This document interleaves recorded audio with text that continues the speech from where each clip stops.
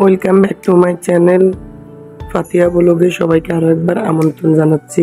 কেমন আছেন সবাই? সবাই ভালো আছেন, সুস্থ আছেন আশা রাখছি। আজকের এই ভিডিওটি আপনাদের কাছে ভালো লাগবে। ভিডিওটিতে স্কিপ না করে ফুল ওয়াচ করবেন। আজকে সকাল সকাল ভিডিওটি শুরু করেছি। এখন আমি এখানে 3 কাপ ময়দা নিয়েছি পরোটা তৈরি করার জন্য। দিয়েছি 1 টেবিল চামচ লবণ,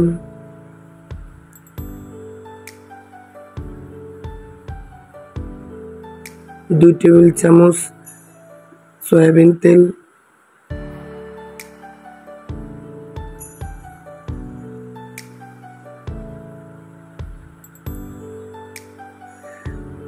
এবং দিয়েছি 3 টেবিল চামচ দুধের গুঁড়া ও 2 টেবিল চামচ চিনি। এবার সবগুলো উপকরণ কুচলিয়ে একটা আঠালো ভাব তৈরি করতে হবে। এই পর্যায়ে এসে পানি দেবেন যখন দলা পেকে যায়। তবে মনে রাখতে হবে কুসুম পরিমাণে গরম পানি দিতে হবে, দিয়ে একটা চিপচিপে ডো তৈরি করতে হবে।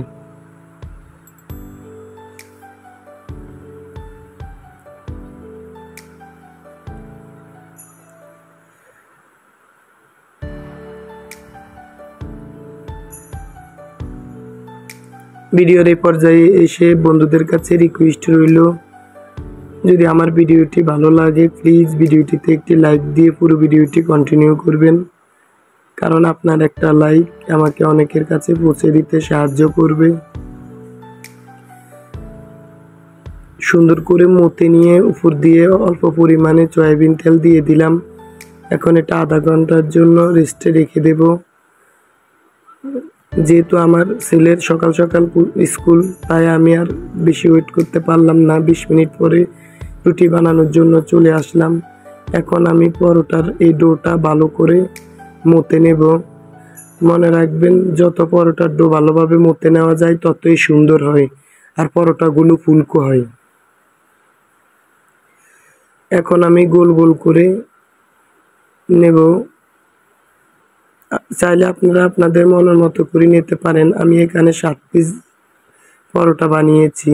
এখন আমি আমার ছেলের নাস্তাটা দিয়ে দেব, আমরা পরে খাবো।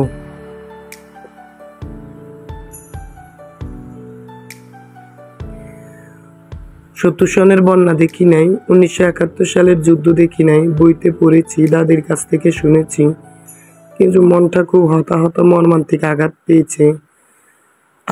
আর দেখেছি স্বৈরাচার সরকারের অত্যাচার ছাত্রদের উপর।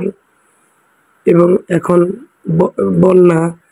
বন্যা কবলিত মানুষের জন্য আর ওই ছাত্রদের জন্য আমরা কিছুই করতে পারবো না দোয়া করা ছাড়া। আমি খুব ইমোশনাল মানুষ, এসব কথা বলতে গেলে আমার চোখে পানি এসে যায়। কি করব বলেন? আল্লাহ তো সম্পদ দেয় নাই যে ওদের পাশে গিয়ে দাঁড়াবো। তবে সমাজের বিত্তশালীদের কাছে আহ্বান রইল, প্লিজ আপনারা বন্যা কবলিত মানুষের পাশে দাঁড়ান। যাই হোক, চলে আসলাম ভিডিও রিলেটেড কথা বলতে। দেখেন পরোটাগুলো কি সুন্দর ফুলকো ফুলকো হচ্ছে। আর এক চুলায় আমি একটা পাতিলে দুধ চা করার জন্য পানি বসিয়ে দিয়েছি। এখন ওকে একটা ডিম পোস্ট করে দেব।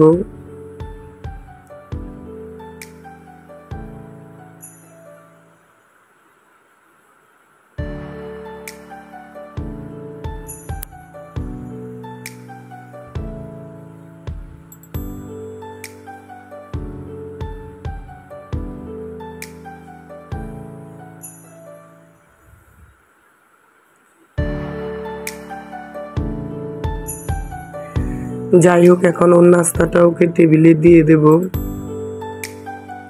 ও খেয়ে তাড়াতাড়ি স্কুলে চলে যাবে। আমি জানি আমার বয়স আপনাদের কাছে ভালো লাগবে না, কি করব, মহান সৃষ্টিকর্তা আমার ভয়েসে প্রবলেম দিয়েছে। যাই হোক, আশা করি আপনারা এটা ইগনোর করবেন। চলে আসলাম কিচেনের কাউন্টার টপের এই অংশটা একটু গুছিয়ে নেব। কাউন্টার টপের এই অংশে আমি ট্রেতে অনেকগুলো কাঁচের জারে বিভিন্ন মশলা, চানাচুর, বিস্কিট এবং মাসকাবারি সদাই দিয়ে গুছিয়ে রেখেছি। আর রেখেছি একটা পানির কেটলি ও গ্রাইন্ডার। এখন আমি আদা রসুন এখানে গ্রাইন্ডার করে নেব, তাই ভাবলাম আপনাদের সাথে একটু শেয়ারও করি।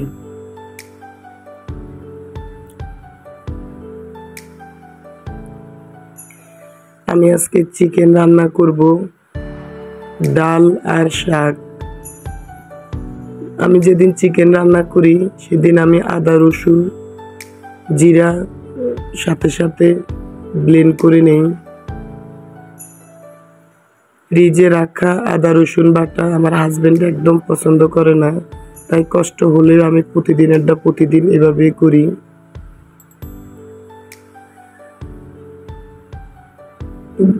ক্যামেরা অন করে ভিডিও করতে অনেক সময় লাগে, তারপরও অতটা খারাপ লাগে না, কিন্তু যখন ভিডিওতে ভয়েস ওভার দিতে যাই তখন আমার কাছে অনেক আনইজি লাগে।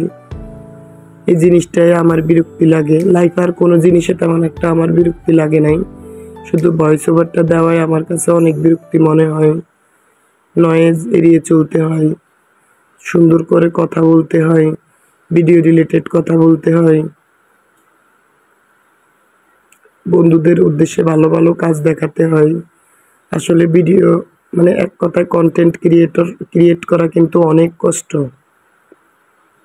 তারপরে আপনারা যদি পাশে থাকেন, আমাকে সাহায্য করেন, তাহলে আমার এই চ্যানেলটা এগিয়ে যাবে, আমিও কাজে উৎসাহ পাবো। যাই হোক, সব কিছু রেডি করে নিয়েছি, এখন রান্না করব। আজকে ঘর গোছানটা আপনাদের সাথে শেয়ার করতে পারি নাই, ওটা আমি অফ ক্যামেরায় করে নিয়েছি।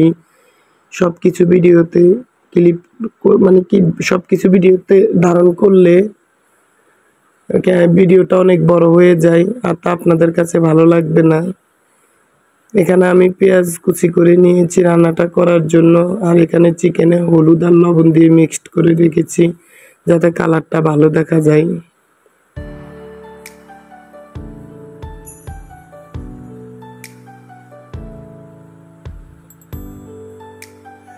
যারা এখনো আমার ভিডিওটি দেখছেন কিন্তু সাবস্ক্রাইব করেন নাই, প্লিজ ভিডিওটিতে সাবস্ক্রাইব করে পাশে থাকবেন।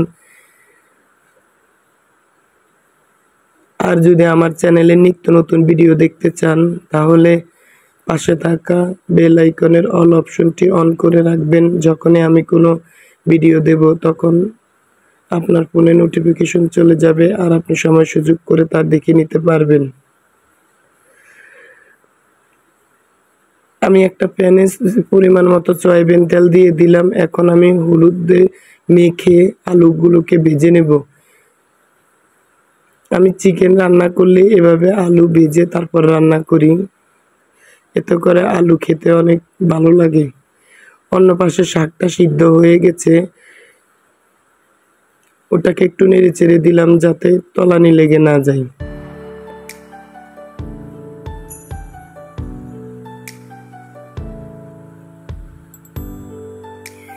যাই হোক, আলুটা ভেজে নেওয়া হয়ে গেছে, এখন আমি চিকেনটা রান্না করব।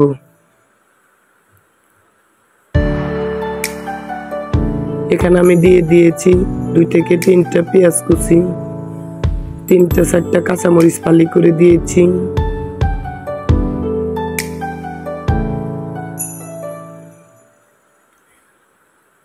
দুইটা তেজপাতা, 3-4টা এলাচ, গোল লবঙ্গ ও দারচিনি দিয়ে দিয়েছি। এবার এই সবগুলো মশলা তেলে ভালোভাবে ভেজে নিতে হবে যাতে ফ্লেভার ছড়ায়।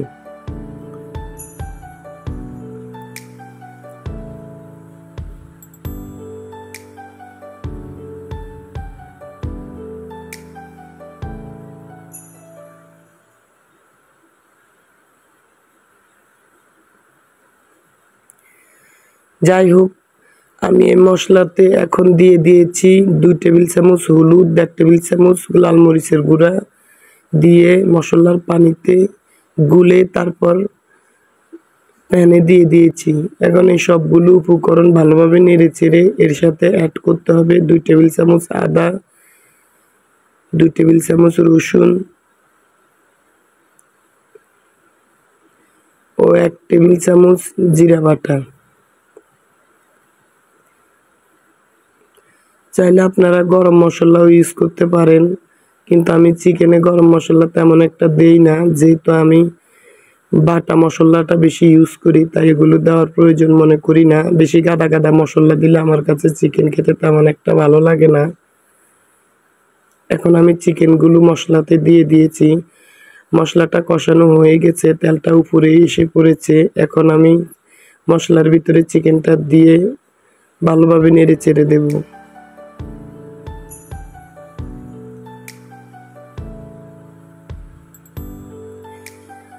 আমি শাকে এখন পুরুন বা যাই বলেন বাগার দিয়ে দেব। শাকটা আমি সরিষার তেল দিয়ে বাগার দেব।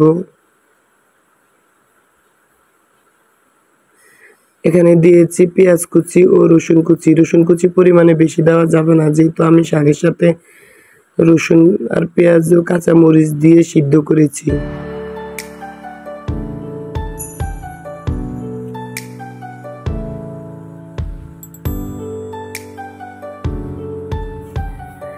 যাই হোক, আমার মাংসটা কষানো হয়ে গেছে। এখন আমি এর সাথে আলুগুলো দিয়ে আরো একটু কষিয়ে নেব। আমি এই চিকেনে একসাথে পানি অ্যাড করব, তবে চিকেনে সব সময় গরম পানি ইউজ করবেন। আমি হালকা গরম পানি দিয়েছি, এতে করে চিকেনের টেস্ট বেড়ে যায়। যেহেতু এটা লাইফস্টাইল ব্লগ, তাই ভিডিওতে সব কিছুই বলতে হয়। আপনারা বিরক্তি মনে করবেন না, প্লিজ এগুলো ইগনোর করবেন, কারণ আপনার কাছে বিরক্তি মনে হইলেও অন্যের কাছে তা উপকৃত হতেও পারে।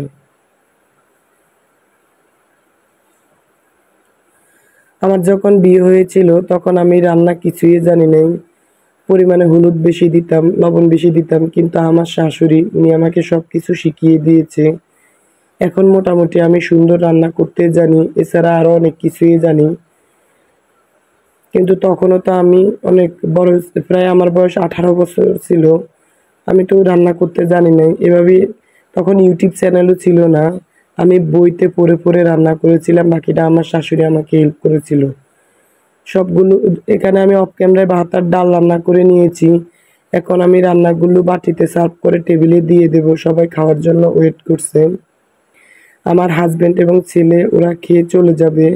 আজ আর নয়, এ পর্যন্ত। সবাই ভালো থাকবেন, সুস্থ থাকবেন। আল্লাহ হাফেজ।